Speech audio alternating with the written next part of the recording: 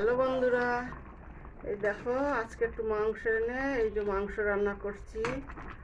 প্রথমে আলু ভেজেছি, আলু ভাজার পরে পেঁয়াজ ভেজেছি, পেঁয়াজ ভাজার পরে মাংস দিয়েছি, মাংস দেওয়ার পরে মশলা দিয়েছি, হলুদ দিয়েছি, নুন দিয়েছি।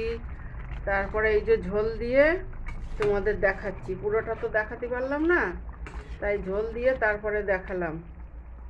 অনেক কাজ ছিল তো, কাজ করতে করতে বসিয়ে দিয়েছি আর ভুলে গেছি দেখাতে, তাই এই মাংস রান্না করাটা দেখিয়ে দিলাম। প্রথমে আলু ভেজেছি, আলু ভাজার পরে পেঁয়াজ ভেজেছি, পেঁয়াজ ভাজার পরে মাংস দিয়েছি, মাংস দেওয়ার পরে মশলা দিয়েছি, হলুদ দিয়েছি, নুন দিয়েছি।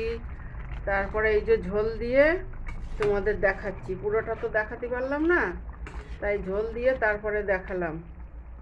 অনেক কাজ ছিল তো, কাজ করতে করতে বসিয়ে দিয়েছি আর